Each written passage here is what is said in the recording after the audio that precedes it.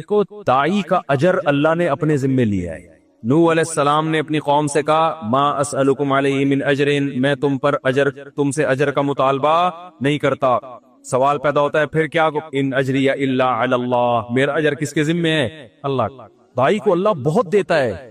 یہ رزق ایسی چیز ہے استغنا کے ساتھ جب آتا ہے نا تو چھپڑ پھاڑ کے آتا ہے. یہ آدمی بھاگتا ہے رزق سے اور رزق اس کے پیچھے بھاگتا ہے. وہ نبی صلی اللہ علیہ وسلم نے فرمایا جس نے آخرت کو اپنا اصل ہدف بنایا نا تو اتتہ الدنیا وہی راغمہ، دنیا بھی ملتی ہے لیکن ناک رگڑتے ہوئے ملتی ہے، ذلیل ہو کے ناک رگڑ رہی ہوتی ہے، کہتی قبول کر لے ہمیں، لیکن ایسے ملتی ہے دنیا. اور ہم نے تو علماء کی زندگی میں دیکھا ہے جنہوں نے رزق کو لات ماری نا کہ دین کو اصل ہدف بنایا، رزق ایسا بھاگ رہا ہے ان کے کہ وہ حیران ہے کہ یہ ہو کیا رہا ہے ہمارے ساتھ. ایسا رزق بھاگتا ہے اس کے پیچھے، اور یہ ہر دائی کے ساتھ ہوتا ہے. تو اس میں کاروبار کو الگ رکھو. بالکل سمجھ رہے ہو، میں یہ نہیں کہہ رہا کاروبار مت کرو، یہ تو بیوقوفی حماقت ہے. بھیکاری بن جاؤ گے، ہر وقت منہ سے دالیں ٹپکتے رہیں گی، یار ادھر سے کچھ جیب میں ہاتھ ڈالے شاید کچھ ہدیہ ودیہ نکال رہا ہو، ٹھیک ہے نا، یہ حالت ہو جاتی ہے انسان کی. تو استغنا کے ساتھ نبی صلی اللہ علیہ وسلم نے فرمایا کہ ایماندار تاجر قیامت کے دن پیغمبروں کے ساتھ ہوگا. میں تو تاجروں کو ایسا موٹیویٹ کرتا ہوں، میں کہتا ہوں تمہاری آمدن کتنی ہو، کہتے ہیں 3 کروڑ. میں کہتا ہوں 3 کروڑ میں کیا ہے، 3 کروڑ کی آمدن؟ میں تو ایسے موٹیویٹ کرتا ہوں. لوگ کہتے ہیں آپ مولوی ہو کیا میں کہہ رہے ہو، مولانا تو کہتے ہیں 3 کروڑ. او بھائی کیا کر رہا ہے، سارا کیا پیسوں میں لگایا رہے گا؟ میں کہتا ہوں 3 کروڑ کو 6 کروڑ بنا بھائی تو. وہ کہتے ہیں کس قسم کی باتیں کر رہا ہوں؟ میں کہتا ہوں بھائی مسلمان کے مضبوط ہونے سے اسلام مضبوط ہوگا. مسلمان کو تو صحابہ کرام جو مالدار تھے، وہ آپ کا کیا خیال ہے چھوٹے موٹے مالدار تھے؟ جامع رشید نے ایک تحقیق کی ہے کہ صحابہ میں جو مالدار تھے ان کے اثاثے کتنے تھے؟ 5 ارب روپے اس زمانے کے حساب سے. ان کے پاس جو چاندیاں تھی نا جن کی مالیت 5 ارب روپے کی بنتی ہے. حضرت عثمان جو 500 گھوڑے اللہ کے راہ میں دے رہے ہیں، گھوڑا لینڈ کروزر تھا اس زمانے میں، اس کا مطلب 500 گھوڑے تو اللہ کے راہ میں دیے، باقی تجارت تو ان کی چل رہی تھی ویسے ہی. اتنے مالدار لوگ، اس کا اسلام کو فائدہ ہوا کہ نہیں ہوا؟ تو اسلام تو تجارت سکھاتا ہے، اس لیے کہ تجارت میں پیسہ بہت ہے. اللہ نے پیسے کو اپنا فضل کہا ہے کہ جمعے کی نماز جب ہو جائے تو وَابْتَغُوا مِن فضل اللہ، پھر اللہ کے فضل کو تلاش کرو. جاؤ سمندر کو مسخر کیا لِتَبْتَغُوا مِن فَضْلِهِ، تاکہ تم اللہ کے فضل کو تلاش کرو، سمندر میں روزی تلاش کرو، کنٹینر آئے تمہارے، ایکسپورٹ ہو امپورٹ ہو.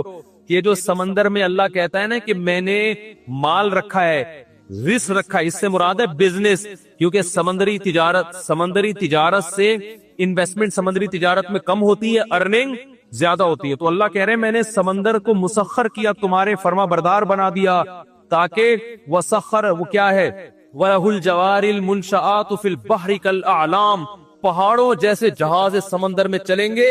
کیوں؟ رزق تلاش کرنے کے لیے. تو یہ رزق کیسے تلاش ہو رہا ہے؟ کنٹینر میں مال جائے گا بھی اور کنٹینر میں مال آئے گا بھی. تمہارے کنٹینروں نے، یہ تو سمندر اللہ نے ہمارے لیے بنایا ہے، اور آپ یہاں گولے گنڈے کی دکان کھول کے بیٹھے ہوئے ہو کہ جب گولے گنڈے سے میرا گزارا ہو رہا ہے تو مجھے کنٹینر کی کیا ضرورت ہے؟ دیکھو گزارا کے لیے تو 2 وقت کی روٹی کافی ہے، شکر ادا کرنے کے لیے تو یہ ہے.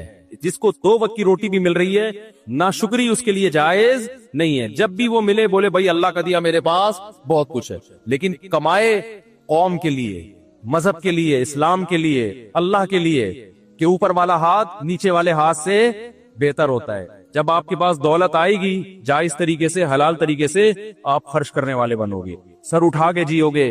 اللہ کو مخلوق کے سامنے غلامی پسند نہیں ہے کہ ابھی اس سے ادھار مانگ رہا ہے، کبھی اس سے ادھار مانگ رہا ہے، پیسے ہی نہیں ہے. ہمارے حضرت فرمایا کرتے تھے نا، ایک مولانا صاحب سے میں نے پوچھا آپ شادی کیوں نہیں کرتے؟ حضرت ان کی نقل اتارتے تھے. حضرت فرماتے آپ اتنے بڑے ہو گئے، آپ شادی نہیں کر رہے، مسئلہ کیا ہے آپ کے ساتھ؟ تو حضرت ان کی نقل اتارتے تھے کہ جب ان سے پوچھا جاتا کہ شادی کیوں نہیں کر رہے، کہتے پیسے ہی نہیں ہے. وہ حضرت کے شاگرد تھے تو کوئی حرج نہیں تھا حضرت کے لیے ان کا مذاق اڑانا. تو حضرت کو بڑا غصہ آیا کہ ایسا اسٹائل کیوں بنا رہے ہو، پیسے ہی نہیں ہے، یعنی یہ ناشکری والا اسٹائل ہے نا، یہ کیا کریں پیسے ہی نہیں. تو حضرت کو بہت غصہ آتا تھا ان کے اوپر، نہیں یہ اسٹائل کیوں ہے؟ اسٹائل یہ ہونا چاہیے بھائی اللہ کا دیا بہت کچھ ہے. سوال جب اتنا کچھ ہے تو شادی کیوں نہیں کر رہے؟ بولے بھائی وہ اگلا مہر بہت زیادہ مانگ رہا ہے، آج کل لڑکیوں کے خرچے بہت ہیں، تو اللہ کا دیا تو بہت کچھ ہے، لیکن ان کمبختوں کی ہوس کو لگام کون دے؟ یوں کر لو اللہ پہ نہیں، پیسے ہی نہیں ہے کا مطلب اللہ نے مجھے دیا ہی نہیں ہے. تو بولو پیسہ بہت ہے بھائی، اللہ کا دیا بہت کچھ ہے، حالانکہ کچھ بھی نہ ہو پھر بھی بولو بہت کچھ ہے، اس لیے کہ واقعی بہت کچھ ہے. جہاں آپ کو 2 وقت کی روٹی مل رہی ہے نا، آنکھوں میں بینائی ہے، سننے کی سماعت ہے، بہت کچھ اللہ نے آپ کو دے دیا. اب رونے دھونے کی اجازت نہیں ہے. تو اب آپ کماؤ، زیادہ کماؤ، قوم کے لیے کماؤ، آپ مدرسوں میں خرچ کرو گے، بیوہ عورتوں پہ خرچ کرو گے، یتیموں کی، ایک یتیم کی کفالت، نبی نے کیا فرمایا، جس نے یتیم کی کفالت کی جنت میں میرے ساتھ ایسے ہوگا۔ ذهب اہل الدثور بالاجور، صحابہ نبی کے پاس آئے، یا رسول اللہ مالدار لوگ تو اجر میں بڑھ گئے، جتنی نمازیں ہم پڑھتے ہیں وہ بھی پڑھتے ہیں، لیکن صدقات و خیرات تو وہ ہم سے زیادہ کر رہے ہیں۔ اب غریب آدمی احساس کمتری میں جاتا ہے، تو وہ یہ سوچ کے شکر ادا کرے کہ اللہ نے آپ کو دولت نہ دے کے بہت سے فتنوں سے بچا لی، کیونکہ دولت آنے کے بعد اجر میں آگے کم بڑھنے لوگ، نیکیوں میں کم بڑھتے ہیں، گناہوں میں بڑھنے والے زیادہ ہیں۔ تو اللہ نے آپ کو اس آزمائش سے بچا لیا، آپ کا حساب بھی ہلکا پھلکا، قیامت پہ اللہ پیسوں کا حساب مانگے گا، آپ بولوگے جیب نکال کے دو گے، اللہ میاں کو پیسے ہی نہیں ہے، کس چیز کا حساب لے رہے ہیں؟ اللہ صبح ایک انڈا بمشکل کھا لیا کرتے تھے، وہ بھی بیگم کی صلواتیں سن کے، تو وہ ویسے ہی گناہ اس کے غریب کے معاف ہو چکے ہوں گے، بیگم نے اتنی سنائی ہوگی، اس کا سر گنجا کر دیا ہوگا، کم بخت جب دھیلا نہیں ہے تو مجھ سے شادی کیوں کی تھی؟ تو وہ غریب تو ویسے ہی لپٹایا کہاں جائے گا جنت میں۔ تو مالدار کی آزمائش زیادہ ہے، تو جو آزمائش اللہ کی طرف سے ہو وہ تو ٹھیک ہے، اپنی حماقتوں سے جو آزمائش ہوتی ہے پھر وہ صحیح نہیں ہوتی۔ تو آپ اپنی حماقتوں سے اگر غریب بنے ہوئے ہو تو یہ اللہ کی طرف سے آزمائش نہیں ہے، بلکہ کس کی طرف سے ہے، یا آپ کی اپنی حماقت۔ تو اپنے طرف سے تو کوشش کرنی چاہیے۔ خیر، بات کو جلدی سے سمیٹ کے ختم کرتا ہوں۔ تو اللہ نے کیا فرمایا کہ تم اکیلے میں غور کرو، تمہارے ساتھی محمد صلی اللہ علیہ وسلم کے دل میں نہ تو لالچ ہے اور نہ ان کو جنون ہے، یہ ان کے برحق ہونے کی علامت ہے۔ قوم سے ٹکر لے رہے ہیں، مارے کھا رہے ہیں، پتھر سر سے خون نکلتا ہے تو جوتوں میں جمع ہو جاتا ہے، رشتہ دار سب الگ ہو گئے، چچا آپ کہہ رہے ہیں کہ مجھ پہ اتنا بوجھ مت ڈالو کہ میں برداشت نہ کر سکوں۔ تو یہ بہت بڑی دلیل ہے آپ صلی اللہ علیہ وسلم کے برحق ہونے کی۔ تو قرآن کہہ رہے ہیں ام تسألہم اجرا، اے نبی کیا آپ نے ان سے پیسے مانگے ہیں کہ جو مجھ پر ایمان لائے گا تو مجھے زکاتیں لا کے دیا کرے، مجھے ہدیے لا کے دیا کرے، مجھے اتنے پیسے ہر مہینے دیا کرے، اور جس کی وجہ سے یہ بوجھل ہو گئے ہوں؟ ایسا بھی نہیں ہے۔ حتیٰ کہ دیکھو ابو طلحہ انصاری رضی اللہ تعالیٰ عنہ آئے نبی کے پاس، بس یہ واقعہ سنا کے بیان ختم کرتا ہوں کہ یا رسول اللہ، قرآن میں اللہ نے آیتیں نازل کر دی، لن تنالوا البر حتی تنفقوا مما تحبون، کہ تم نیکی کی حقیقت تک اس وقت تک نہیں پہنچ سکتے جب تک محبوب چیز اللہ کی راہ میں صدقہ نہ کرو۔ یعنی اگر نیکی تو کم چیز بھی صدقہ کرنے سے ہوگی، لیکن اگر نیکی کی حقیقت اور تہ تک پہنچنا چاہتے ہو تو ایسی چیز صدقہ کرو جس سے تمہارا دل اٹکا ہوا ہے، محبوب چیز نکالو اللہ کی راہ میں، قربانی دو۔ دیکھو جس کو دنیا میں جب ایک دوسرے سے محبت ہوتی ہے نا تو لوگ آپ سے آپ کی پسندیدہ چیز مانگ لیتے ہیں۔ سیٹنگ میں تو یہ بہت ہوتا ہے، لڑکے بتاتے ہیں میری اپنی کوئی سیٹنگ نہیں الحمدللہ، کہ سیٹنگ میں یہ بہت ہوتا ہے کہ وہ محبوبہ نے یہ مانگ لیا، اپنی کوئی خاص چیز مانگ لی کہ بھئی یہ گھڑی ہے یا یہ موبائل ہے، اب آپ آزمائش میں آ گئے، اب آپ کو محبت تھی، آپ نے کہا کوئی بات نہیں آئی فون تمہارا ہو، وہ جوش میں آ جاتی ہے، بھئی یہ ہے محبت۔ یہ تو یہ دنیا میں ہوتا ہے، انسان آزماتا ہے۔ اور یاد رکھو یہ ہمارے ہاں بہت بڑی اللہ کی نعمت ہے کہ اب بھی عورت پہ خرچ کرنے کا جذبہ ہے، پٹانے کے لیے بھی۔ گوروں میں یہ بھی ختم، گوروں میں عورت کا یہ حق بھی ختم ہو گیا کہ انگریز عورت کو پٹانے کے لیے اس پہ خرچ نہیں کرتا، دونوں ایک دوسرے کو اپنے خرچے پہ پٹا رہے ہوتے ہیں۔ یعنی گرل فرینڈ بھی بوائے فرینڈ کا خرچہ اٹھا رہی ہوتی ہے آدھا آدھا، کم بخت کی سیٹنگ چل رہی ہے گرل فرینڈ سے، برگر بھی وہ اپنے خرچے پہ کھائے گی بیٹھ گئے۔ یہ عورت کا حال ہو گیا ان ملکوں میں، یعنی نہیں آ رہی سمجھ میں، میرا خیال ہے یہ تو یہاں ہے، یہ برگر اپنے خرچے پہ، پیزا اپنے خرچے پہ، اور ایزی لوڈ اپنے خرچے پہ، پھر کہیں جا کے وہ 8-10 پہ یہ خرچہ ہوگا تو ایک آدھ پٹ پٹا کے آئے گی آپ کے پاس۔ وہاں انگریز خرچہ نہیں کرتا گرل فرینڈ پہ، کیونکہ وہ بھائی تو جیسے میری ضرورت گرل فرینڈ ہے تو تمہاری ضرورت بوائے فرینڈ ہے، تو تم اپنے پیسوں سے برگر کھاؤ، میں اپنے پیسوں سے برگر کھاؤں گا۔ اتنے مزے گوروں کے ہیں، اور نقصان کس کا ہو رہا ہے؟ عورت کا۔ تو عورت کے حقوق یہاں جتنے ہیں نا وہاں نہیں، گرل فرینڈ حرام ہے، ناجائز ہے، کہ شروع نہ کر دیں۔ ایک مثال دے رہا ہوں میں، تو کیا بات کر رہا تھا میں، جلدی سے بات کو سمیٹ کے ختم کروں میں، کون سا بات؟ ہاں، تو محبوب ترین چیز اللہ کی راہ میں صدقہ کیا جائے۔ قرآن نے کہا نیکی کی تہ تک تم اس وقت پہنچو۔ یہ آیت جب نازل، لن تنالوا البر، ہرگز نہیں نیکی کی حقیقت تک پہنچ سکتے جب تک محبوب چیز صدقہ نہیں کرو گے۔ حضرت ابو طلحہ انصاری آئے، یا رسول اللہ، اللہ نے آپ پہ جو آیتیں نازل کی، قرآن نازل کیا، اس میں اللہ نے فرمایا کہ محبوب ترین چیز کو صدقہ کرنا پڑے گا۔ تو میں نے اپنے دائیں بائیں غور کیا، میرے پاس محبوب ترین مال کون سا ہے؟ تو میرے 2 باغ ہیں جو مجھے بہت ہی محبوب ہے۔ प्रॉपर्टी है ना, एक तो बाग वैसे ही अच्छा लगता है, दूसरा वो अर्निंग का उस जमाने में इससे बेहतर जरिया था नहीं, ये तो मेरी अर्निंग का जरिया है, ये मुझे बहुत महबूब। तो आपको इख्तियार है, आप जहां चाहें सदका कर दें। मैं होता तो शायद मेरे दिल में लालच आती कि भाई मैं भी आखिर इंसान हूं, है भाई, मेरे बयान सुन के तुम्हें सदके की तौफीक मिली है और मेरे बच्चे भी माशाल्लाह होलसेल के हिसाब से हैं। मेरे जहन में तो वसवसा आ जाता, अब ऐसा ना हो कि आप लोग सदका करना मेरे ऊपर शुरू कर दें। मेरे जरिए आमदन अच्छा खासा है, ठीक ठाक है, अल्हम्दुलिल्लाह, बिजनेस है मेरा, और 8 से नहीं है 15 साल से है। बाकी मैं किसी को बताता नहीं कौन सा बिजनेस है, ये हवाई बिजनेस ही प्रॉपर बिजनेस है तो बताता क्यों नहीं, इसलिए कि मिंबर ये जगह नहीं है, कभी छांव में आए तो बात करेंगे। फिर वो लेकिन अब बताऊंगा तो बोलेंगे चूरन बेच रहा है, तो मैं नहीं बताऊंगा, ये ना। तो ये ज़िम्नन मैंने इसलिए बता दिया कि आप कहेंगे ये क्या हो रहा है ये तो क्या कह रहा था यार, एक तो खोपड़ी बहुत अजीब सी हो।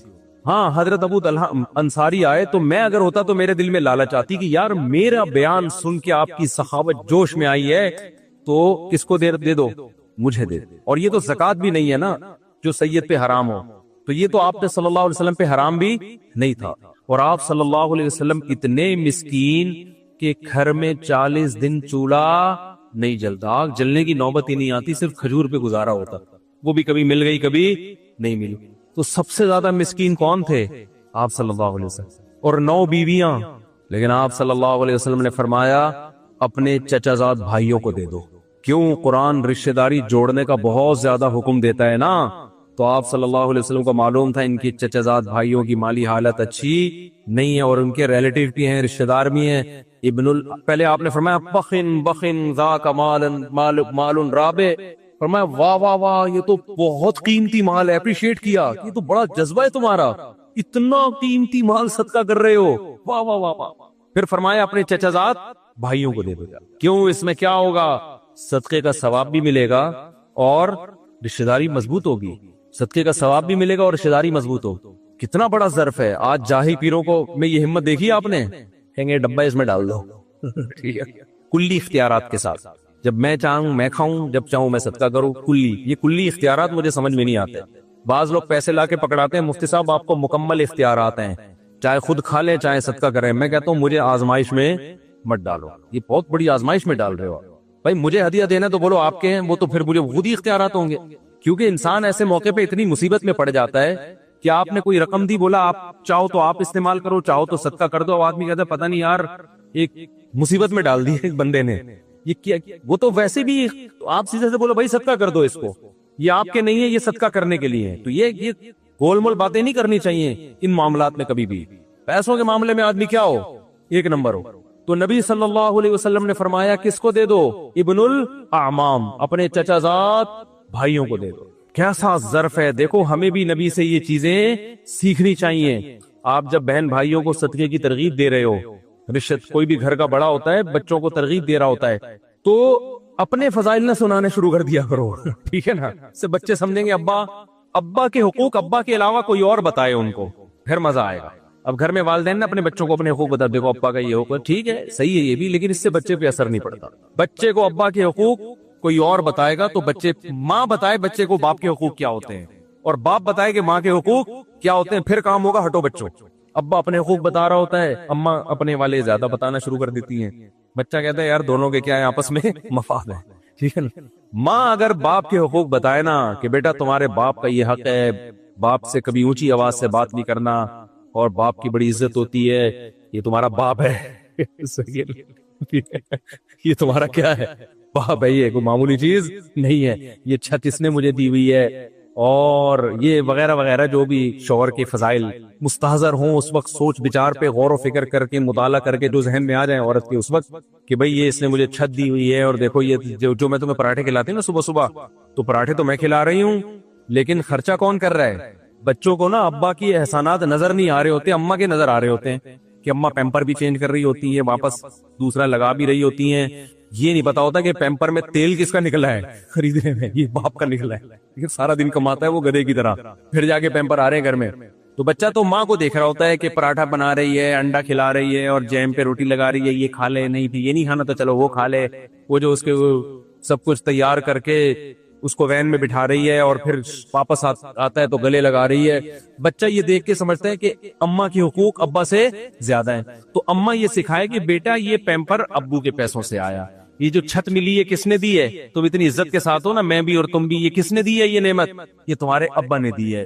اور تم اسکول میں جا رہے ہو, وین کی فیس بھی ابا دیتے ہیں, تو یہ سارا خرچہ ابا کا ہو رہا ہے, اسکول کی فیس بھی ابا دیتے ہیں, اور تمہیں جو قوم ملی, خاندان ملا, یہ بھی کس کی وجہ سے ملا, ابا کی وجہ سے. پھر مزہ آئے گا. اور ابا الٹا کام کر رہے ہوں, ابا کہہ رہے ہوں کہ بیٹا دیکھو تمہیں تکلیفوں سے جنا کس نے, ماں نے جنا, اور میں تو صرف پیسے دے کے نکل لیتا ہوں پتلی گلی سے.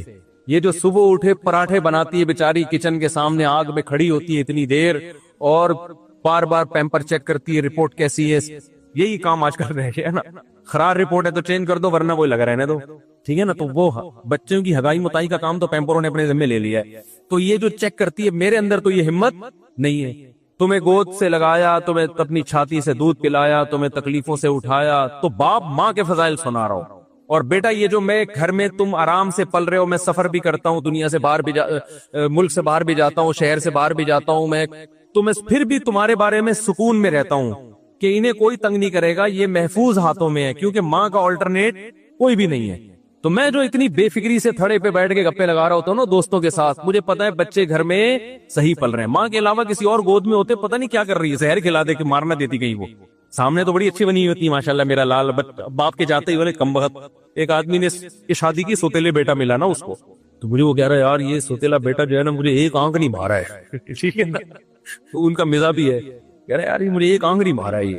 تو میں نے کہا کیا خرابی, کہہ رہے یار یہ مجھے پتہ نہیں اپنے بچوں میں بالکل بھی اچھا نہیں لگ رہا ہے. تو ظاہر ہے جو سچی مچی کی ماں ہوتی ہے, سچی مچی کا باپ ہوتا ہے, اس کو جو اپنے بچے اچھے لگتے ہیں وہ دوسروں کے اچھے نہیں لگتے. تو باپ کو چاہیے بچوں کو بتائے کہ دیکھو تمہاری ماں نے جو تمہیں گود میں سکون ملا ہے نا, اور میں بھی جو تمہاری طرف سے تسلی میں ہوں, کیونکہ مجھے پتا ہے کہ تمہاری ماں تمہیں پال رہی ہے. کوئی اور عورت ہوتی تو مجھے بھی تسلی نہ ہوتی.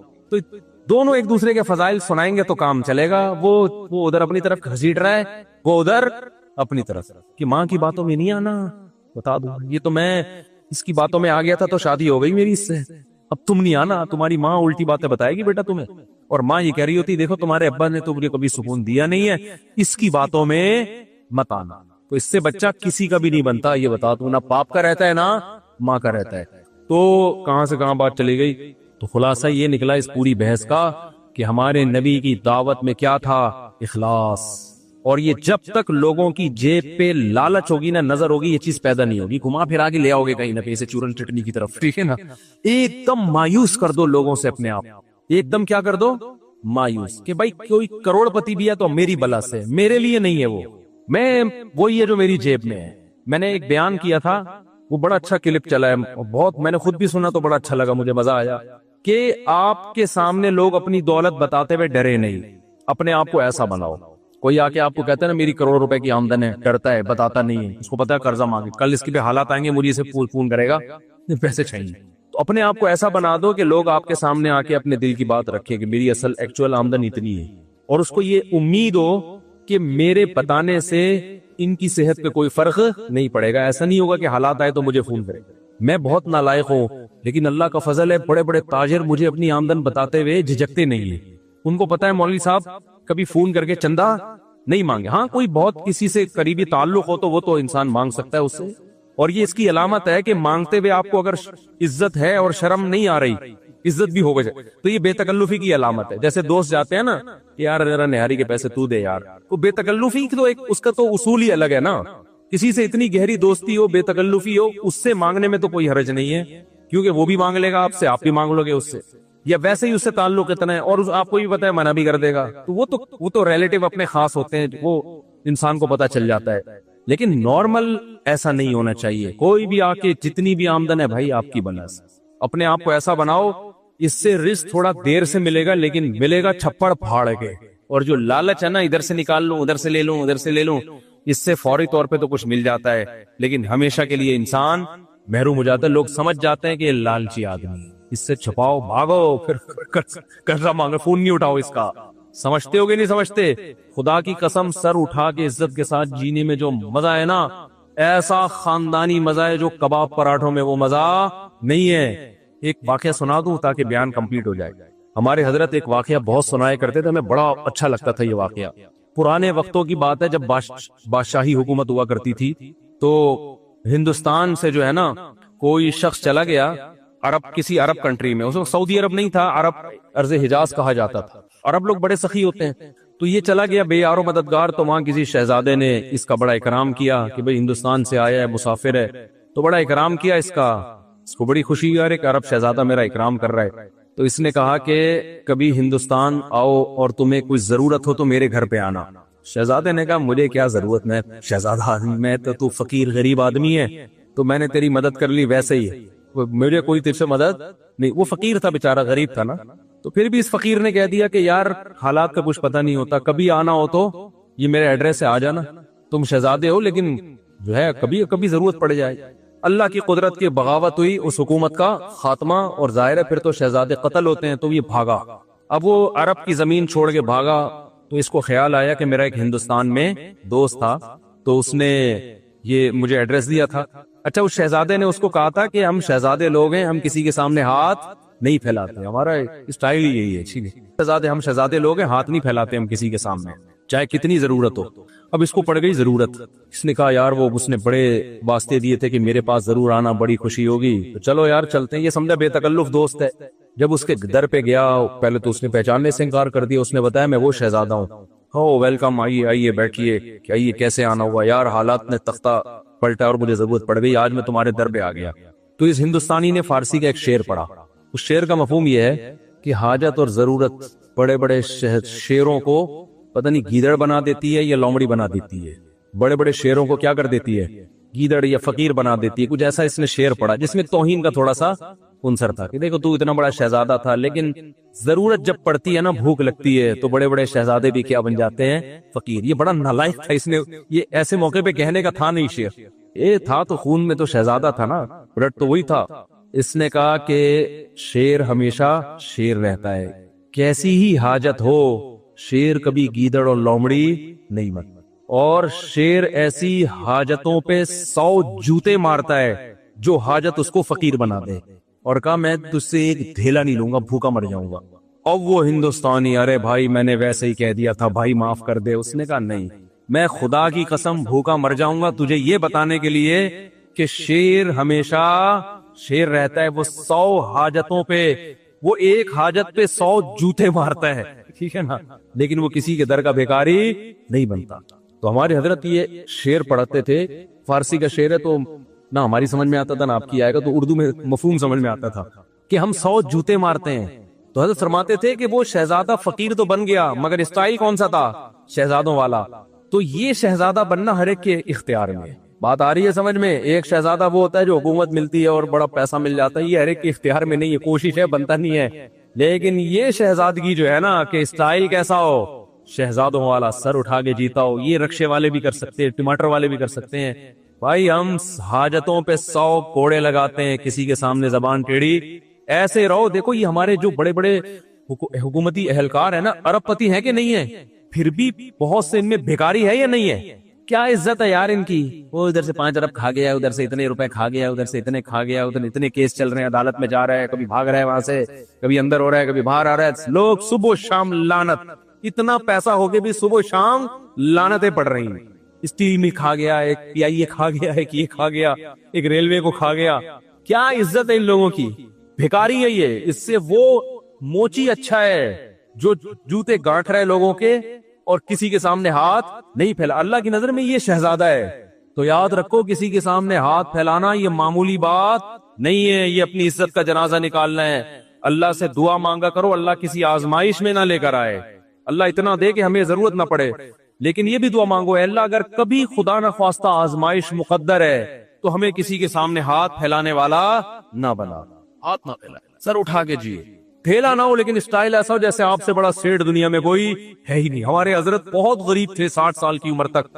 فرماتے ہیں کہ میرے پاس لاہور اپنے شیخ کی زیارت کے لیے ٹرین کا کرایہ نہیں ہوتا تھا، لیکن میں جیتا ایسے تھا لوگ قرضے مانگتے تھے مجھ سے آ کے. سمجھتے تو بہت بڑے سیٹ ہیں، اور حضرت بھی دیتے نہیں تھے کیونکہ جس کو دیا واپس لے دیا اس نے. حضرت فرماتے تھے اس زمانے میں جو کسی کو قرضہ دے دے وہ احمق، اور جو لے کے واپس کر دے وہ اس سے بڑا بے وقوف. جو قرضہ دے دے وہ بھی بیوقوف اور جو لے کے واپس کر دے وہ اس سے بڑا بیوقوف. اب اس کا ایک مطلب ہے, لوگ کہتے ہیں یہ قرضہ دینا تو واجب ہے, اس کو ڈبل بیوقوف کیوں کہہ دیا؟ ڈبل بیوقوف اس لیے کیا کہ اس کو پتا تھا میں نہیں دیتا تو کیا بگاڑ لیتا, پھر بھی دے دیا. بیوقوف ہے یا نہیں ہے؟ تو ایسا استغنا, تو انسان کسی کی جیب پہ نظر نہ رکھے. بھائی اپنا کھائیں گے, اپنا بھوکے مر جائیں گے تو کیا ہو گیا یار, مرتا ورتا کوئی نہیں ہے. اللہ ایسا کھلاتا ہے نا غیب سے, زبردستی لوگ ٹھوس ٹھوس کے جائیں گے آپ کے منہ میں. اب دیکھو ہم جب مولوی بننے کے لیے آئے تو ہمیں تو لوگ تانا دیتے تھے, کھاؤ گے کہاں سے, اتنے تانے ملتے تھے, اتنے تانے. اب ٹھوس رہے ہیں مفتی صاحب گری فش, دال چاول, مسالے والی بریانی, اور ہم جاتے بھی ہیں تو دھونے والے کھا کے. بھائی پیٹ ہے, لالو کھیت تھوڑی ہے کہ اتنا گنجائش تھوڑی ہے اس میں. اللہ ٹھوستا ہے, کھلانے کا برس پیچھے بھاگے گا آپ کے. تو بہت بڑی نعمت ہے. میں تو یہ باتیں کر رہا ہوں, میرے اندر بھی وہ استغنا نہیں ہے, میں اس لیے باتیں کر رہا ہوں کہ میرے اندر پیدا ہو جائے. آپ سمجھے مفتی صاحب تو پتہ نہیں کتنے زبردست استغنا کے ساتھ جیتے ہوں گے, اور ہم بھی باتیں کر رہے ہیں. باتیں کرنے پر گورنمنٹ کی طرف سے کوئی پابندی نہیں ہے, عمل بڑا مشکل کام ہے. تو میں بھی اس لیے کہہ رہا ہوں تاکہ میرا بھی استحضار ہو جائے. تو عزت کا, اور خاص طور پر دیندار آدمی, داڑھی والے, نمازی, ان کو تو بہت عزت نفس کا خیال کرنا چاہیے, بہت زیادہ خیال کرنا چاہیے عزت نفس کا, کہ عزت پہ آنچ نہ آئے. تو ہمارے نبی نے اتنی غربت میں گزارا کیا, ایک پیسے نہیں مانگے. صحابی صدقے کی ترغیب دے رہے ہیں تو کہیں اپنے چچا زاد بھائیوں کو دے دو, ٹھیک ہے نا, تو ان کو کبھی جہاد میں خرچ کروا رہے ہیں, اپنی ذات کے لیے نہیں مانگ رہے, اپنی ذات کے لیے. اپنی بھوک بھی نہیں بتا رہے لوگوں کو جا کے کہ میرے حالت یہ ہے, یہ میری حالت. صحابہ نے غزوہ خندق میں آپ کے چہرے کو دیکھ کے اندازہ لگایا کہ آپ کتنی شدید بھوک میں ہیں. دیکھو میرے پاس ایک فالج زدہ انسان کا فون آیا کہ میں علاج کراتے کراتے پریشان ہو گیا ہوں, علاج نہیں ہو رہا, مجھے کسی نے بتایا فلاں مزار پہ جانا ہے, وہاں بابا ہیں, وہ وہاں جاؤ گے تو ٹھیک ہو جاؤ گے. میں نے کہا میرے بھائی آپ کا آدھا دھڑ کام نہیں کر رہا, آپ ایک ایسے بابے کے پاس جا رہے ہو جن کے دونوں دھڑ کام نہیں کر رہے, تبھی تو وہ قبر میں ہے. ذرا سی انگلی بھی ہل رہی ہوتی تو لوگ ان کو دفن کرتے. میں نے کہا جس کے بیچارے کے دونوں دھڑ کام نہیں کر رہے, وہ تمہارا آدھا دھڑ کیسے, اس کو شکر ہے سمجھ میں آ گئی بات. اس نے کہا میں نہیں جا رہا. مزے دے بھائی, اللہ سے مانگو جا کے. تو فلا تدعو مع اللہ احدا, اللہ کہتے ہیں سردہ گاہیں اللہ کے لیے, اللہ کے ساتھ کسی اور کو مت پکارو. بہت بڑا جرم ہے, اس پہ بخشش نہیں ہے. اس سے آپ کی نظر میں جرم نہیں ہے نا, ہماری اور آپ کی نظر میں جرم نہیں ہے, اللہ کی نظر میں بہت بڑا جرم ہے کہ میرے ساتھ کسی کو شریک کر لیا. سب سے پہلے عقیدہ توحید, اس کے بعد عقیدہ رسالت. ہمارا یہ عقیدہ اجماعی عقیدہ, قرآن نے حدیث نے بیان کیا, محمد صلی اللہ علیہ وسلم لاسٹ میسنجر آف گاڈ ہیں, آپ کے بعد کوئی پیغمبر نہیں آئے گا. یہ طے شدہ حقیقت ہے. تیسری بات, یہ تو عقیدے کی بات ہو گئی. آخرت پہ عقیدہ, ہم مر کے ختم نہیں ہو جاتے, ہماری باڈی ختم ہوتی ہے. اللہ سورہ طٰہٰ میں کہتا ہے منہا خلقناکم, میں نے اسی مٹی سے تمہیں پہلی دفعہ بنا دیا. تم نے اس کی لاجک تلاش کر لی, ایکچولی ہوا یہ تھا, ایکچولی یوں ہوتا ہے, اسپم بنتا ہے, پھر وہ ماں کے پیٹ میں جا کے یوں بنتا ہے. اللہ کہتے ہیں پھر میں تمہیں مار کے دوبارہ مٹی بنا کے ختم کر دیتا ہوں. تمہارے سائنٹسٹ میدان میں انہیں ایکچولی ایک نیچرل پروسیس ہے, یہ ایکچولی یوں ہوتا ہے. اللہ کہتے ہیں میں تمہیں اب دوبارہ ریورس کر کے انسان بناؤں گا. سائنسدان کہتے ہیں ایکچولی یہ ممکن نہیں ہے. اللہ کہتے ہیں کہ جس نے پہلی دفعہ کیا نا, اس نے سائنسدانوں سے پوچھ کے نہیں کیا, اپنی قدرت سے 9 مہینے میں ماں کے پیٹ میں منی کا قطرہ, ایک اسپم جاتا ہے ماں کے پیٹ میں, اس میں 9 مہینے کے اندر اس پانی میں آنکھ, ناک, کان, دل, دماغ, جگر, گردے, پھیپڑے, کلیجی بنتی ہے, پورا انسان بن کے باہر نکلتا ہے. ماں روٹی کھاتی تھی, اس سے پہلے بچے کی آنکھ, ناک, کان بن رہے تھے, برین بن رہا تھا. اب جب بچہ دنیا میں آیا اسی روٹی سے دودھ بن رہا ہے, اور وہ دودھ ماں کی چھاتیوں میں جا رہا ہے, اور بچے کو پتا ہے مجھے دودھ کہاں سے ملے گا, میرے حلق میں کیسے اترے گا. اللہ کہتے ہیں جو سائنٹسٹ یہ کہہ رہا ہے کہ یہ خود بخود ہو رہا ہے, وہ اللہ کا بہت بڑا مجرم ہے, وہ تمہیں خدا سے ہٹا رہا ہے. اکفرت بالذی خلقک من تراب, تم ان ایتھیسٹ سائنسدانوں کی باتوں میں آ کے اس خدا کا کیسے انکار کر رہے ہو جس نے تمہیں مٹی اور پانی سے بنایا. تمہاری عقل کو کیا ہو گیا بھائی؟ آٹومیٹیکلی نہیں ہے, یہ وہ ذات کر رہی ہے جس نے ہمیں بنایا. وہ خدا کہتا ہے کہ جس نے پہلی دفعہ بنایا وہ مٹی میں جان ڈال کے دوبارہ تمہیں انسان بنا کے حساب و کتاب کے کٹہرے میں کھڑا کرے گا. یہ کس کا, میرا اور آپ کا عقیدہ ہے یا نہیں ہے؟ اس پہ قائم رہو, اپنی اولادوں کو سکھاؤ بیٹا ہم مر کے ختم نہیں ہوتے. بچہ کہے گا ابو یہ تو جب کیڑے کھا جاتے ہیں ختم, اس کو بولو بیٹا پہلے کچھ نہیں تھے, جس نے بنا دیا تو ریپیئر کرنا تو آسان ہوتا ہے پہلی دفعہ بنانے سے, وہ دوبارہ بنائے گا. وَهُوَ بِكُلِّ خَلْقٍ عَلِيمٌ, وہ ہر طرح سے پیدا کرنا جانتا ہے وہ. یہ ہمارا عقیدہ ہے. اس کے بغیر اللہ کی نظر میں ہم اچھے بولو نہیں. یہ آخری بیان ہے, تھوڑا سا 5 منٹ میں آپ کے زیادہ لے رہا ہوں میں. بھائی تھک تو نہیں گئے, کوئی مسئلہ وسئلہ تو جلدی سے چاروں جلدی سے سمیٹوں میں, اور مجھے کہیں بٹھا دو نا پولیس بلوانی پڑتی ہے اٹھانے کے لیے, تو زندگی کا آخری نہ ہو, یعنی اس سفر کا آسٹریلیا کا. بعض دفعہ کلپ چلا دیتے ہیں مفتی صاحب کا آخری, تو لوگ کہتے پتہ نہیں اور اس کے بعد کیا ہونے والا ہے ان کے ساتھ. تو اب کیا ہے میرے بھائی, اللہ تعالیٰ کیا فرماتا ہے, عقیدہ توحید, عقیدہ رسالت, آخرت کہ ہمیں موت کے بعد دوبارہ زندہ ہوں, عقیدہ تقدیر کہ اچھا برا سب پہلے سے طے شدہ ہے, کچھ بھی ہوتا ہے اپنی طرف سے کوشش کرو اچھا ہو برا نہ ہو, جب ہو جائے ما قدر اللہ, جو کام طے ہونا تھا وہ ہو گیا, اب ٹینشن لینے کا. ایک سعودی عرب میں ایک عربی اپنے 2 بچوں کے ساتھ جا رہا تھا, پیچھے سے گاڑی آئی, بچے کی انگلی چھوٹ گئی نا, ہاتھ چھوٹ گیا, وہ کہیں روڈ پہ آ گیا بیچارہ بچہ, گاڑی نے اٹھا کے مارا اس کو, وہ درخت پہ جا کے چپکا ہے بچہ, اس کے سامنے بچے نے دم توڑا ہے. عربوں میں جہاں کچھ خامیاں ہیں وہاں کچھ بہت ساری خوبیاں بھی ہیں. وہ شخص جو اس کے ساتھ تھا نا عربی, کہہ رہے میں نے اس عربی کا حوصلہ دیکھا, اس عربی نے کہا ما قدر اللہ, جو مقدر تھا وہ, کیونکہ اس میں نہ بچے کی, بچہ تو بیچارہ بچہ ہے, نہ باپ کی غلطی, باپ تھوڑی وہ کرتا. تو وہ گاڑی والا اٹھ کے آیا, اس نے کہا میں دیت دینے کے لیے تیار ہوں. اس نے کہا یار تمہاری کوئی غلطی نہیں, اس کی غلطی بھی نہیں تھی گاڑی والے کی نا, وہ روڈ پہ بچہ خود ہی آ گیا. تو مسلمان کے لیے عقیدہ تقدیر کی بیس پہ بڑے بڑے غموں کو پی جانا آسان ہے, کبھی مسلمان خودکشی کی طرف نہیں جا. کہتا ہے یار جو مقدر میں تھا, جب میں نے دوسری کی نا پٹا, تو میں نے کہا ما قدر اللہ, ہاتھوں سے نہیں پیٹا کسی نے, جو زبان سے کوٹا گیا, تو میں بھی یہی سوچ کے صبر کیا بھائی مقدر میں تھی. اب مجھے سمجھ میں آیا تو خوش ہونے کا موقع ہے, غم کا موقع ہے. صبر والی آیتیں میں دیکھوں جا کے, یہ شکر والی بہت اب تک اس طرح کی کنفیوژن چل رہی ہے. خیر اب تو اللہ کا شکر, شکر والی آیتیں زیادہ آ گئی ہے دماغ میں.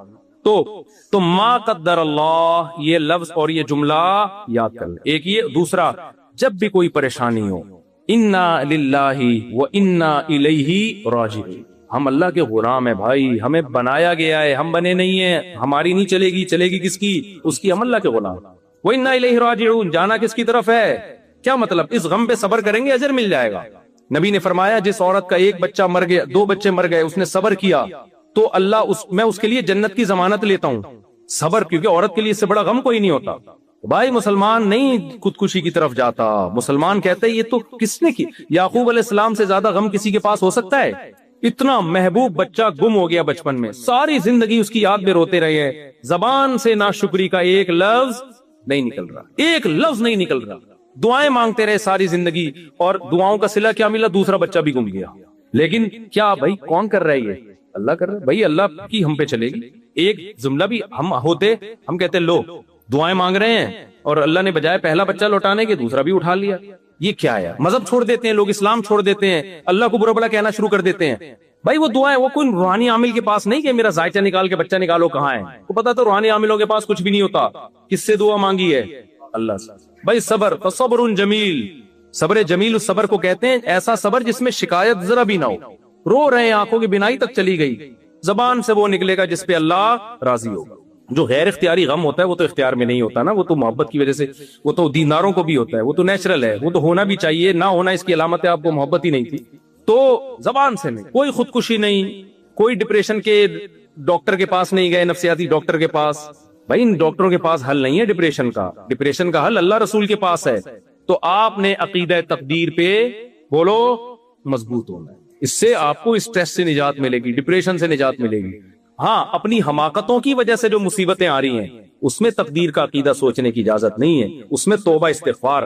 آپ نے کوئی الٹے کام کرنا شروع, سست پڑے ہوئے ہیں, کاروبار نہیں ہے کیونکہ ہل نہیں رہے, نہ پڑھ رہے ہیں, اور جب فاقے پڑھنا شروع ہوئے تانے, یار اللہ نے میرے مقدر میں روزی نہیں لکھی ہوئی. بھائی تو آپ اپنا پورا کام کرو, پھر تقدیر کا عقیدہ ہے. آپ ہی پوستیوں کی طرح پڑے ہوئے ہو تو پھر نہیں ہوتا. یہ چوتھا کام, اللہ نے جو سب سے زیادہ جس کو ویلیو دی ہے, جو اللہ کو مانتا ہے, قرآن میں جگہ جگہ عقیدہ توحید اور رسالت اور آخرت کے عقیدے اور تقدیر کے عقیدے کے بعد اللہ نے جس چیز کو سب سے زیادہ فوکس کیا ہے, نماز.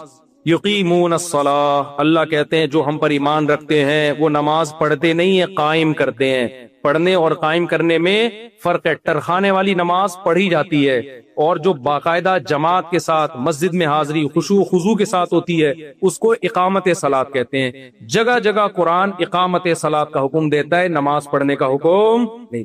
بھائی اگر آپ مانتے ہو کہ اللہ نے ہمیں بنایا اور یہ نعمتیں اللہ نے ہمیں دی ہیں, تو آپ کو 5 ٹائم مردوں کو مسجد میں حاضری دینی پڑے گی. آج سے عزم کرو زمین آسمان ادھر سے ادھر ہو جائے نماز ضائع نہیں. اللہ نے سفر میں آدھی کر دی ہے, قضا کرنے کی اجازت نہیں دی ہے. جہاز میں جب بیٹھو سفر میں, بھائی تمہیں نماز کی ٹائم نہیں, وضو کر کے بیٹھو. جہاز میں کھڑے ہو کے نماز پڑھنا فرض ہے, ممکن نہ ہو تو بیٹھ کے پڑھ لو احتیاطاً اس کو, کیونکہ فرض نماز کھڑے ہو کے ہوتی ہے, بیٹھ کے نہیں ہوتی فرض نماز. تو اب پڑھنے نہیں دیتے جہاز میں تو مجبوری ہے, قضا ہو رہی ہے تو پھر بیٹھ کے پڑھ لو. بہتر یہ ہے کہ اس کو پھر بعد میں لوٹا لو اس کو, لیکن قضا نہیں ہونے دینا کسی قیمت پہ. سمجھ میں آ رہی ہے بات؟ بعض علماء کہتے ہیں بہتر نہیں ہے, واجب ہے, اس کو لوٹانا پڑے گا. خیر ابھی میں اس فقہی مسئلے کی بحث میں نہیں جاتا. تو کسی قیمت اگر نماز چھوڑنے کی اسلام میں کوئی گنجائش ہوتی تو میدان جنگ میں جب دشمن سے مقابلہ ہو رہا ہے, سفر بھی ہے جنگ بھی ہے, وہاں اللہ کہتے معاف ہے. نہ, اللہ نے کہا نہیں. وَإِذَا كُنْتَ فِيهِمْ فَأَقَمْتَ لَهُمُ الصَّلَاةَ, اے نبی جب آپ ان میں موجود ہوں اور نماز کا ٹائم ہو جائے تو اس طرح سے نماز پڑھو. پورا طریقہ اللہ نے بتایا. پھر اللہ نے کہا اگر اتنا خوف ہے کہ گھوڑے سے اتر کے تم نے نیت باندھی تو تمہیں خوف ہے دشمن قتل کر دے گا, مجبوری میں پھر گھوڑے پہ بیٹھ کے نماز پڑھ لو, رخ قبلے کی طرف ہو. اللہ نے کہا اگر قبلے کی طرف رخ کر کے بھی خطرہ ہے کہ دشمن مار دے گا تو جہاں بھی رخ ہے, اَيْنَمَا تُوَلُّوا فَثَمَّ وَجْهُ اللَّهِ, جہاں رخ کرو گے وہاں اللہ ہے, تو تم وہیں جہاں بھی رخو وہیں منہ کر کے نماز پڑھ لو. اے اللہ تو ہمیں اتنی ٹینشن کیوں دے رہا ہے؟ سوال پیدا ہوتا ہے. جنگ کے بعد پڑھ لیں گے آرام سے. اللہ نے اگلی آیت میں فرمایا ان الصلاۃ کانت علی المؤمنین کتابا موقوتا. دیکھو اصل بات یہ اب میدان جنگ میں نماز کا حکم اس لیے دے رہے ہیں کہ صرف مسلمانوں پہ صرف نماز فرض نہیں ہے, مقررہ اوقات پہ فرض ہے. ٹائم چلا گیا تو نماز چلی گئی. لوگ آخر میں شام کو آ کے ساری نمازیں پڑھ رہے ہوتے ہیں. ایسا نہیں ہوتا بھائی, ہر نماز کا اپنا ایک بولو ٹائم, تو آپ اس ٹائم کی پابندی کرو. خواتین گھر میں نماز کا اہتمام کریں. جمعے میں الحمدللہ یہاں خواتین آتی ہیں نماز پڑھنے, جمعے میں مسجد میں آئے تاکہ مسجد سے ان کا رشتہ بولو نا مضبوط رہے. یہاں اگر خواتین مسجدوں میں نہیں آئیں تو ان کا رشتہ مسجد سے ٹوٹ جائے گا. اور عورت گھر میں بچوں کی تربیت کرتی ہے. آج کل تربیت اباؤں کے کنٹرول میں بہت کم ہے, ماؤں کا کنٹرول زیادہ ہے. ماں پردے دار ہوگی بچی پردہ کرے گی, ماں پردہ نہیں کرے گی بچیاں پردہ نہیں, وہ باپ کو بیوقوف سمجھنا شروع کر دیتی ہیں. تو خواتین کو اگر مسجد سے نہیں جوڑیں گے تو بڑا مسئلہ خراب ہو جائے گا. آگے جلدی جلدی ہے جلدی پکڑائی میں پتہ نہیں دوبارہ کب آئے آپ لوگ. اور نماز قائم کرنا. چوتھی چیز اللہ نے چوتھے نمبر پہ جو سب سے زیادہ ویلیو دی ہے نا وہ زکوٰۃ اور صدقات و خیرات. مسلمان کنجوس بولو نہیں ہوتا, کسی کا حق نہیں دباتا, ایک درہم کسی کا لے کے مرتا نہیں ہے. نبی جس نے پیسہ کسی کا لیا ہو نا اس کے نماز جنازہ نہیں پڑھاتے تھے. جس کا کسی پہ قرضہ ہونا, سوچو یار کیا سزا ہے یہ کہ پیغمبر نماز پڑھانے سے انکار کر, جب تک کوئی ذمہ داری نہیں لیتا کہ اس کا قرضہ میں ادا کروں گا. آپ نے فرمایا شہید کا ہر گناہ معاف ہوتا ہے, قرضہ معاف بولو نہیں. کتنا بڑا جرم ہے یار. اور ان ملکوں میں آپ کو یہاں کے جو انگریز ہیں گورے ہیں ان سے زیادہ مالی معاملات میں ایک نمبری دکھانی ہے, کیونکہ یہ لوگ ایک نمبر بنتے ہیں گورنمنٹ کے لا کی وجہ سے. یہ ٹیکس ٹائم پہ ادا کرتے ہیں کیونکہ حکومت کا لا ہے. آپ جو ٹیکس ٹائم پہ ادا کرو گے صرف حکومت کا لا نہیں ہے بلکہ آپ کا ایگریمنٹ ہے گورنمنٹ سے. اور قرآن کہتا ہے جو ہم پر ایمان لاتے ہیں وہ معاہدوں اور ایگریمنٹ کو توڑتے نہیں ہیں. لِكُلِّ غَادِرٍ لِوَاءٌ يَوْمَ الْقِيَامَةِ, فرمایا جو معاہدہ کر کے توڑے گا قیامت میں ایک جھنڈا اس کے ہاتھ میں ہوگا, اس کو پکڑایا جائے گا تاکہ ساری دنیا کو پتا چلے یہ معاہدہ توڑنے والا آدمی ہے. حساب و کتاب سے پہلے نا ایک علامت لگا دی جائے گی, یہ جھنڈا پکڑ, یہ سارے غداروں کے ہاتھ میں جھنڈا ہے جو معاہدہ کر کے توڑتے تھے. اگر معاہدہ توڑنے کی کوئی گنجائش ہوتی, لوگ یہاں آتے ہیں معاہدے توڑ رہے ہوتے ہیں.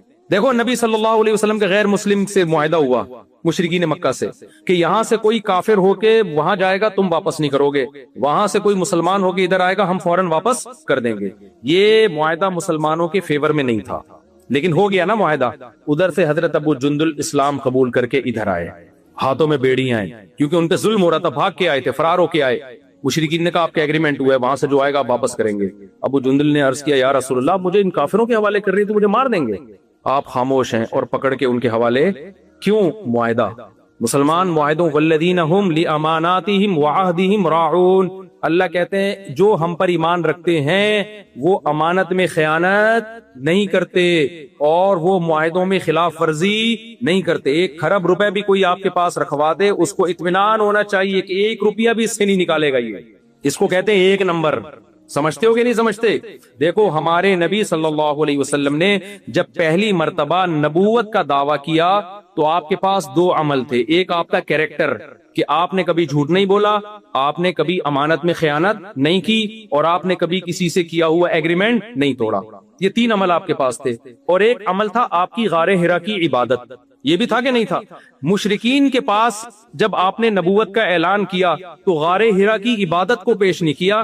آپ نے فرمایا بتاؤ کیا تم نے مجھ سے کبھی جھوٹ سنا؟ انہوں نے کہا نہیں. یعنی آپ نے یہ ثابت کیا کہ میں صادق بھی ہوں اور امین بھی. اسی کو کیریکٹر کہتے ہیں نا یار. کیریکٹر لیس آدمی نہیں ہے, قابل اعتماد ہے, یعنی جھوٹ نہیں بولے گا اور 2 نمبری نہیں کرے گا. تو نبی نے اپنے کیریکٹر کو پیش کیا ہے. آپ جب یہاں غیر مسلم کے سامنے اسلام رکھو گے, وہ آپ کے رمضان کو, آپ کے روزوں کو, آپ کی نماز, آپ کے حج عمرے کو نہیں دیکھے گا, وہ آپ کے کیریکٹر کو دیکھے گا کہ مالی لین دین میں کیسا ہے, لالچی تو نہیں ہے, ٹوپیاں کرانا تو نہیں جانتا, جھوٹ تو نہیں بولتا, معاہدوں کی خلاف ورزی تو نہیں کرتا. اگر اس میں آپ 1 نمبر ہوگے تو پھر آپ کی وہ حج اور نماز والی دعوت کو سنے گا. اس میں اگر آپ 1 نمبر نہیں ہے تو پھر وہ آپ کی دعوت سننے کے لیے تیار نہیں ہوگا. کھوپڑی شریف میں بات آ رہی ہے کہ نہیں آ رہی ہے؟ قرآن نے عیسائیوں کی تعریف کی, یہودیوں کی بھی. کچھ یہودیوں عیسائیوں کی قرآن نے تعریف کی. کیسے تعریف کی؟ وہاں بھی اللہ نے ان کے کریکٹر کی مثال دی. فرمایا وَمِنْ أَهْلِ الْكِتَابِ مَنْ إِنْ تَأْمَنْهُ بِقِنْطَارٍ يُؤَدِّهِ إِلَيْكَ وَمِنْهُمْ مَنْ إِنْ تَأْمَنْهُ بِدِينَارٍ لَا يُؤَدِّي إِلَيْكَ. اہل کتاب میں یہودیوں اور عیسائیوں میں کچھ ایسے لوگ ہیں کہ تم ان کو 1 دینار, $1 بھی دے دو گے نا آج کی زبان میں, اعتماد کر کے, وہ واپس نہیں کریں گے جب تک سر پہ کھڑے نہیں رہو گے. ایسے برے لوگ بھی ہیں. اللہ نے کہا ان یہود و نصارہ میں ایسے اچھے لوگ بھی ہیں, سونے کا پہاڑ بھی رکھوا دو گے وہ پورا پورا لوٹا دے گا جب مانگو گے. تو اللہ نے بھی کیریکٹر کو بنیاد بنایا ہے, اچھائی اور برائی. اور بھی چیزیں ہیں لیکن اس کی بڑی ویلیو ہے اسلام میں. آج ہمارے یہاں نماز روزے کو تو, حج کو تو فوکس کیا جاتا ہے, کیریکٹر کو فوکس نہیں کیا. بلکہ جتنا بڑا 2 نمبر ہو, شوب سے بتاتا ہے میں نے فلاں کو ٹوپی کرائی. ہمارے ایک دوست چائنا گئے, ہول سیل پہ نا چیزیں بکتی ہیں چائنا میں, ماشاءاللہ ان کی داڑھی بھی, اور بڑے نیک آدمی. چائنا جا کے کیا کر رہے ہیں وہ, مجھے ان کے پارٹنر نے بتایا کہ بھائی یار تو ٹوپیوں کے علاوہ یہ تو پورا ٹوپیوں کا بزنس کر رہے ہیں وہاں پہ. میں نے کہا کیا بزنس؟ انہوں نے کہا بھائی یہ کیا کرتے ہیں ہول سیل پہ نا, جیسے مارکیٹ ہے ہول سیل پہ یہ چیز, اس نے بتایا کہ یعنی میں آپ سے خریدوں گا ہول سیل پہ تو فی الحال آپ 1 دے دیں ٹیسٹ کرنے کے لیے, تو ہول سیل ریٹ پہ 1 چیز لی, وہاں سے ہول سیل پہ 1 چیز, یہاں سے سب کو ٹوپیاں کرا کے ہول سیل ریٹ پر اتنا بڑا کنٹینر تیار کر لیا انہوں نے. بھائی آپ سب سے جھوٹ بول رہے, وہ اس بیس پہ دے رہا ہے کہ شاید کل مجھ سے خریدے گا تو مجھ سے خریدے گا, اور آپ 100 آدمیوں کو یہی ٹوپیاں کرا رہے ہو. تو کل آپ اس کو نماز روزے کی دعوت دو گے تو وہ کیا کہے گا, یار تو اپنی حرکتیں تو دیکھو, تم ہمیں سے جھوٹ بول رہے ہو. تو ٹوپیوں کا بزنس, اب اس کا ترجمہ پتہ نہیں مفتی خالد صاحب کیا کریں گے. یہ ان کی آزمائش, کہیں گے مجھے بڑی آزمائش میں ڈال دی. تو بھائی مسلمان کیریکٹر کا 1 نمبر ہوتا ہے, 2 نمبر نہیں. آپ نے یہاں گورنمنٹ سے جو معاہدے کیے ہیں آپ کو ان معاہدوں کو پورا کرنا پڑے گا. آپ کو اگر کوئی یہاں آفیسر رشوت لے کے بھی اللیگل کام کروا رہا ہے آپ سے, آپ اس کو بولو بھائی میں تجھے رشوت دے کے یہ غیر قانونی کام کر لوں گا, یہاں کی گورنمنٹ مجھے چھوڑ دے گی کیونکہ آفیسر کی پرمیشن سے کر رہا ہوں. ادھر کی جو آخرت والی گورنمنٹ ہے, جو اللہ ہے, وہ مجھے نہیں چھوڑے. اس لیے کائنڈلی یہ میرے مذہب کا حصہ ہے, میں کسی کے ساتھ ظلم اور ناجائز بولو نہیں کر سکتا. سمجھ میں آ رہی ہے بات؟ اس لیے آپ ٹائم پہ ٹیکس دے دیا کرو, آپ کا امیج گورنمنٹ کی نظر میں اچھا جائے گا کہ انڈیا, بنگلہ دیش اور پاکستان سے جو مسلمان آتے ہیں انہوں نے ہم سے معاہدہ کیا تھا جب انہوں نے نیشنلٹی کے لیے یا رہنے کے لیے اپلائی کیا تھا, تو اس میں ان سے کچھ فارم پہ سائن لیے گئے تھے فری پوکٹ میں, یہاں داخلہ یہ کسی کو اس بیس پہ یہاں انہوں نے گھسنے دیا کہ آپ کی جو آسٹریلیا کا وزیر اعظم ہے آپ کے خالو ہیں, وہ یہ میرے خالو ہیں, اس لیے میں یہاں اس سلسلے میں آنا چاہتا ہوں. اب آپ جب گھر میں بیگم کے پاس جاؤ نا تو آپ بولو میں اس سلسلے میں بیگم آپ سے ملاقات کے لیے حاضر ہوں, کہ آپ میری وائف, ورنہ تو ٹائم دیتے نہیں نا آج کل لوگ بیویوں.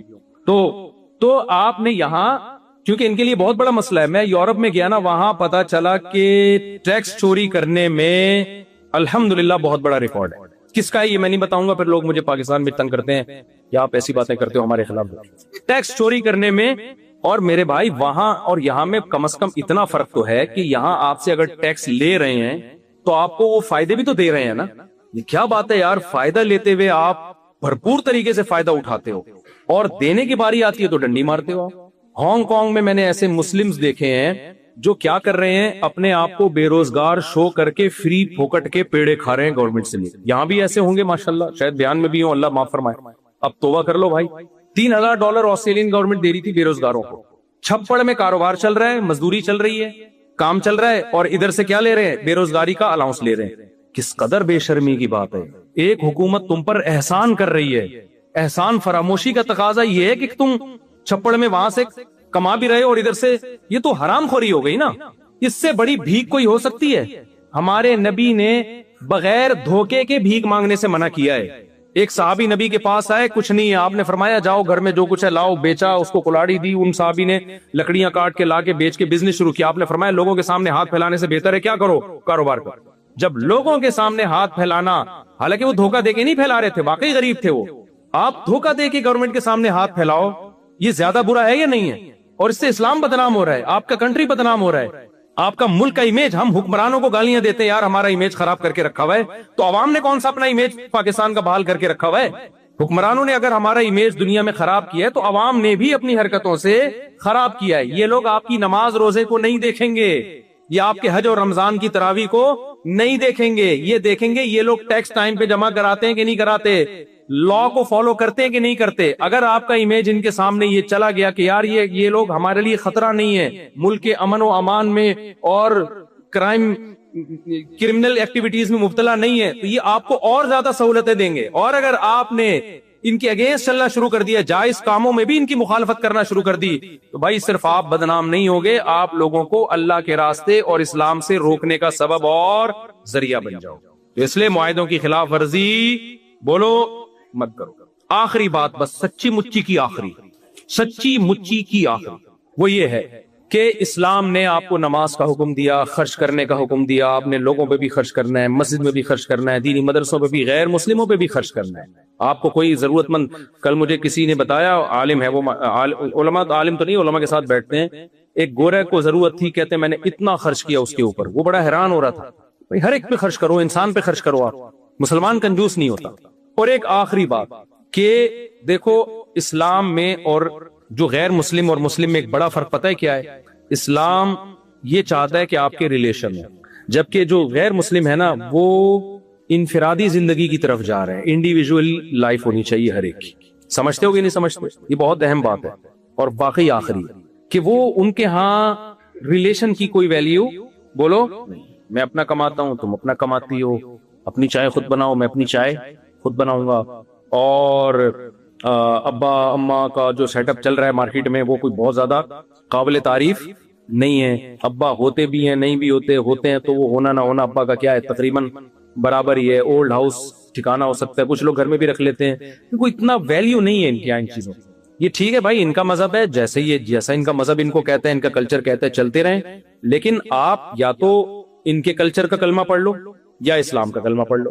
اسلام کا جب کلمہ پڑھو گے تو اسلام ریلیشن کا قائل ہے, خالق اور مخلوق کا مضبوط ریلیشن چاہتا ہے اسلام. آپ اللہ کو اپنی زندگی سے نہیں نکال سکتے, اس ریلیشن کے لیے اسلام نے کہا نماز پڑھو, حج کرو, زکوٰۃ دو, رمضان میں تراویح ہے, روزے ہیں, اور صدقات و خیرات ہیں اللہ کی خاطر, یہ ساری ذکر اذکار ہے, یہ سب اللہ اور مخلوق کا ریلیشن درست کرنے کے لیے. پھر اللہ نے مخلوق کا آپس میں بھی ایک ریلیشن رکھا ہے, آپ اس ریلیشن سے دستبردار بولو نہیں.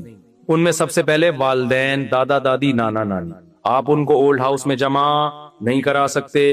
دادا دادی, نانا نانی, ابا اماں غصے میں آپ کو ڈانٹتے ہیں, آپ غصے میں رپلائی نہیں کر سکتے. آپ نے ان کے سامنے اپنے بازوؤں کو ذلت سے جھکانا ہے, ایسا شو کرنا ہے میں غلام ہوں ان کا.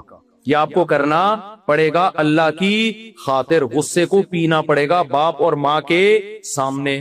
پھر اللہ نے جو ریلیشن بنایا ہے آپ کی محبت کا, آپ کے نرم لہجے کا, ماں باپ کے بعد سب سے زیادہ مستحق آپ کی زوجہ ہے. نبی صلی اللہ علیہ وسلم نے فرمایا تم میں سب سے اچھے اخلاق اس کے سمجھے جائیں گے جو ایئر ہوسٹس ہے, نا اس کے جو اپنی زوجہ کے ساتھ نرم لہجے میں بات کر. اور عورت کے لیے اللہ نے شوہر کا حق بہت بڑا بنایا. ابھی کچھ دن پہلے خاتون کا فون آیا کہ ایکچولی میں اپنے ہسبینڈ سے ملک کا نام نہیں لینا چاہیے, وہ سمجھ جائیں گے میری بات ہو رہی ہے, آدھا تو نکل ہی گیا, نکال ہی دیتا ہوں پورا. کینیڈا سے فون آیا, ٹھیک ہے نا, تو انہوں نے کہا کہ ایکچولی میں اپنے ہسبینڈ کے ساتھ نہیں رہنا چاہتی. میں نے کہا کوئی وہ کورٹ سے خلا لے رہی, میں نے کہا کورٹ کا خلا اسلام کے اعتبار سے صحیح نہیں ہے. اگر باقی ظلم ہو رہا ہے تو پھر بتائیں آپ. کہہ رہی نہیں ظلم تو نہیں ہو رہا, میرا خرچہ بھی اٹھاتے ہیں اور کوئی ایسا مسئلہ نہیں ہے, لیکن ایکچولی میں نہیں رہنا چاہتا, 4-5 بچے بھی ہو گئے, میں نہیں رہنا چاہتی. میں نے کہا بھائی آپ نہیں لے سکتی، کیونکہ طلاق کا اختیار اللہ نے اسلام میں کس کو دیا ہے؟ مرد کو دیا ہے۔ وہ ڈیورس دے گا تو طلاق ہوگی، ادروائز آپ کے پاس یہ رائٹ نہیں ہے۔ خواتین بہت غصہ کرتی ہیں اس بات پہ، حالانکہ اس میں عورت کا فائدہ ہے، کیونکہ اگر عورت کے پاس ڈیورس کا حق ہو تو پھر مرد اس پہ خرچ ہی نہیں کرے گا نا، وہ کہے گا یار کسی بھی وقت چھوڑ کے جا سکتی ہے۔ خیر یہاں کا لا کیا ہے وہ یہاں کا لا ہے، لیکن اسلام کی میں بات کر رہا ہوں۔ اسلام یہ کہتا ہے کہ ڈیورس کا حق کس کے پاس ہے؟ مرد کے پاس ہے۔ تو میں نے کہا آپ کینیڈا کی گورنمنٹ سے آپ خلا لے لیں، وہاں کی گورنمنٹ کے حساب سے وہ خلا معتبر ہوگا، لیکن اکارڈنگ ٹو اسلام وہ معتبر نہیں ہوگا۔ پھر انہوں نے ایک مثال دی، دیکھیں ایکچولی دیکھیں جب ہم کسی کمپنی کو جوائن کرتے ہیں، یہ میں آپ کو بتا رہا ہوں آج کل جو سیکولر ذہنیت بن رہی ہے اور اسلام میں کیا فرق۔ ایکچولی ہم جب کسی کمپنی کو جوائن کرتے ہیں تو ہم اپنی مرضی سے آتے ہیں، پھر ہم جب چھوڑنا چاہتے ہیں تو ہمارا ایگریمنٹ ہوتا ہے، تو ہم جب چاہیں چھوڑ دیں اس کو۔ تو یہ شادی بھی تو ایک کانٹیکٹ ہے نا، ایگریمنٹ ہے نا، کہ ہم دونوں اکٹھے لائف گزاریں گے، ہمارے غم اور خوشیوں میں شریک ہوں گے۔ تو اب میں اس کانٹریکٹ کو ختم کرنا چاہتی ہوں تو اس میں کیا خرابی ہے؟ میں نے کہا دیکھیں آپ کا جو میاں ہے وہ کمپنی نہیں ہے، وہ کوئی نیسلے کی کمپنی بولو یا شنگریلا کمپنی نہیں، وہ میاں ہے، وہ کہ کانٹریکٹ ہوا تھا، جب کانٹریکٹ ختم کر میاں بھی جب چھوڑنا چاہتا ہے نا تو اس کے لیے بھی ایک طریقہ رکھا ہے، ایک طلاق ہے، پھر دوسری ہے، اور اگلے طہر میں ہے، اسی وقت نہیں دینی، اور اس میں بھی پہلے اللہ نے کہا کہ خاندانوں کو بٹھاؤ، جوڑ کی کوشش کرو، وہ بھی ناکام ہوتی ہے، تو پھر جو ہے اور بہت سارے پروسیس اسلام نے بتائے ہیں، محبت سے وغیرہ، بستر الگ کر دو، روٹھ جاؤ، اس کے بعد جا کے پھر رکھا ہے کہ مجبوری ہے تو پھر ایک دفعہ، اور اس میں بھی رجوع کا حق رکھا ہے اگلے مہینے، 3 مہینے سے پہلے ایک پروسیس بیان کیا، اور اس کو بھی اس سارے پروسیس کے بعد بھی ناپسندیدہ کیا ہے، یہ اچھا کام نہیں کر رہا ہے، کوئی اپریشیٹ ماشاءاللہ 6 عورتوں کو طلاقیں دے چکا ہے، اس کو ایوارڈ ملنا چاہیے، کوئی قابل تعریف کام بولو نہیں۔ اور آپ کے پاس تو رائٹ اس وقت ہے جب کوئی بیسک حقوق میں ڈنڈی مار رہا ہو، بیسک حقوق میں، تو اس کی بھی ایک ڈیٹیل ہے، ایسا نہیں ہے کہ وہ چھوٹی موٹی باتوں پہ جو ہے نا وہ کھلا لینا شروع کر دیں۔ تو میں نے کہا آپ اپنے میاں کو کمپنی سمجھ رہی ہیں، یہ نیسلے کی کمپنی بولو بھائی، یہ میاں ہے، اس کا ریلیشن ہے، اس کو راضی کریں گی تو جنت میں جائیں گی، یہ ناراض ہوگا تو جنت نہیں ملے گی۔ تو آج ریلیشن کیا ہو رہے ہیں؟ ختم، میری مرضی، جب میں، کیونکہ ریلیشن کو توڑنے کے لیے قربانی نہیں دینی پڑتی، جوڑنے کے لیے قربانی دینی پڑتی ہے۔ جس آدمی کی بیوی کو 20 سال 30 سال فالج رہا، اور کمال کی بات ہے وہ خود 99 سال میں فوت ہوئے ہیں ان کے ہسبینڈ، مجھے وہ حدیث یاد آئی، نبی نے فرمایا جو چاہتا ہے نا اپنی عمر میں برکت ہو وہ رشتہ داری جوڑے، تو بیوی سے بڑا تو رشتہ کوئی نہیں ہوتا۔ اس بندے نے 25-30 سال اپنی زوجہ کی خدمت کی بستر پہ، اللہ نے عمر کتنی لمبی دی، برکت دی عمر میں، اور بڑی اچھی لائف گزاری انہوں نے، خوش تھے، ہم کبھی بھی ٹینشن میں نہیں دیکھا ہم نے ان کو۔ ٹینشن میں ہوتے تو 99 سال میں مرتے کیا؟ ٹینشن والا آدمی خود بھی مرتا ہے اور دوسروں کو ٹینشن دے کے ان کی عمریں بھی کم کرتا ہے، جب بھی بیٹھا ہوگا نا جیسے توے پہ بیٹھا ہوا ہے، ٹھیک ہے نا، ٹینشن دے دے کے مارتا ہے لوگوں۔ تو اب انہوں نے کیا کیا میرے بھائی، دیکھو اللہ کا خوف تھا نا کہ ریلیشن، اسلام کیا چاہتا ہے؟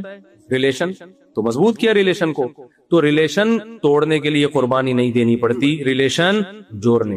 تو آپ یہاں رشتہ داری والے سسٹم کو مضبوط کریں، رشتہ داری بنائیں بھی، جوڑے بھی، بنتی شادی سے، نکاح ہوگا، بچے ہوں گے، رشتہ داری بڑھے گی نا، پھر آپ کے بچوں کے چاچے مامے ہوں گے۔ ابھی میں جاپان میں گیا تو وہاں جو پشتو لوگ تھے ان کے چاچے مامے 100 افراد ایک خاندان، ایک ہی خاندان، تو رشتہ داری پھیل گئی نا۔ تو رشتہ داری پیدا بھی کرنی ہے اور اس کو پھر جوڑنا ہے، ہاں شرعی حدود کے اندر۔ ایسا نہ ہو آپ نے ایک میوزیکل شو کا انتظام کیا ہے، رشتہ دار اس بہانے جمع ہو جاتے ہیں سارے کے باڑ میں جائے، ایسا جمع ہونا نہیں چاہیے، یا بے پردگی شروع ہو جائے کہ اپنی وائف کو ان کے اس کے ہسبینڈ سے ملا رہے ہیں اور اس کی وائف آپ سے ہا ہا ہو ہی کر کے مل رہی ہے، تاکہ ہم ایک فیملی کی طرح۔ نہ بھائی، محرم نامحرم کا فرق اللہ نے رکھا ہے، اس محرم نامحرم کے فرق کے ساتھ رشتہ داری کو آپ کو جوڑنا پڑے گا، گیدرنگ کرنی پڑے گی، ایک دوسرے پہ خرچ کریں، ایک دوسرے کو دیکھیں، کوئی ضرورت تو نہیں ہے۔ اللہ نے غیر مسلموں پہ بھی خرچ کرنے کا حکم دیا اور اپنے رشتہ داروں کو زیادہ فوکس کیا ہے۔ نبی نے فرمایا ایک صدقہ غیروں کو دیتے ہو اس سے 1 ثواب ملتا ہے، جب رشتہ داروں کو دو گے، خرچ کرو گے تو 2 ثواب ملے گا۔ کیوں؟ ایک صدقے کا، ایک رشتہ داری جوڑنے کا، کیونکہ پیسوں سے جتنا رشتے جڑتے ہیں دنیا میں کسی چیز سے نہیں۔ کتنا بھی روٹھا ہوا ہو نا، پیسے پکڑا دو اس کی جیل، کوئی بھی۔ آخری بات ہے، آخری مثال، پیسے سے جڑتا بھی ہے، ٹوٹتا بھی ہے۔ آج کتنے لوگ ہمیں شکایت کرتے ہیں، یار ہمارے رشتہ دار آسٹریلیا آئے، پیسہ آ گیا، اب ہمیں سلام کرنا بھی انہوں نے چھوڑ۔ جب پاکستان جاتے ہیں نا تو ان کو انسلٹ محسوس ہوتی ہے، یہ رکشے والا میرے پاس آ کے کیوں بیٹھ رہا ہے، یہ ٹماٹر والا ہے یار، یہ میرے سٹینڈرڈ کا نہیں ہے. او بھائی آپ کا بھائی ہے، آپ کی بہن ہے، آپ کا چچا زاد ہے، آپ کا کزن ہے، آپ کی کزن ہے. آپ کو تکبر، زیب، یہ اللہ کی دین ہے، کسی کو زیادہ دیتا ہے کسی کو کم دیتا ہے. آپ نے ان کے ساتھ ذرا بھی اکڑ دکھائی نا، اللہ کی نظر میں فرعون بن جاؤ گے آپ. فرعون کے ساتھ ٹیکنیکل فالٹ کھوپڑی کا ہی تو تھا، پیسہ عزت آئی تو کھوپڑی نے کام کرنا چھوڑ دیا. تو رشتہ دار، ماں باپ کیسے ہی گنوار ہوں، دیہاتی ہوں، آپ کتنے پڑھے لکھے ہو گئے بھائی، آپ ماں باپ سے آگے نہیں نکل سکتے. اصل انگلش آ جاتی ہے، ابا پنجابی بول رہے ہیں تو ابا ہی نہیں اچھے لگ رہے یار، یہ تو پینڈو ٹائپ کے ہیں، ان کو تو تمیز سے بات نہیں کرنا. اور بھائی وہ آپ کا باپ ہے، آپ کو اسی کے قدموں میں، جاہل باپ کے جاہل ماں کے قدموں میں ہی جنت تلاش کرنی پڑے گی، آپ اس سے آگے نہیں نکل سکتے. آپ کا بھائی ہے، آپ کی بہن ہے، آپ کے رشتہ دار ہیں. نبی نے فرمایا رشتہ داری توڑنے والا جنت میں نہیں جا سکتا. تو آپ کو ریلیشن کو جوڑنا پڑے گا، پیسوں کے ذریعے بھی، اخلاق کے ذریعے بھی. نبی نے فرمایا رشتہ داری جوڑنے والا وہ نہیں ہے کہ وہ تم سے جڑے تم بھی جڑو، یہ تو سب کر لیتے ہیں. فرمایا جو ٹوٹ رہا ہے اس کو بھی جوڑنے کی کوشش کرو. کس کی خاطر؟ اللہ کی خاطر. اصل میں یہ جو ماں باپ کا تذکرہ آتا ہے نا، تھوڑا سا میں تھوڑا کنٹرول سے باہر ہو جاتا ہوں، کیونکہ ہم نے تو دیکھا ہے نا ماں باپ کی محبت. مجھے بڑی حیرانگی ہوتی ہے کہ یار ماں باپ کو کیسے بولتے ہیں لوگ.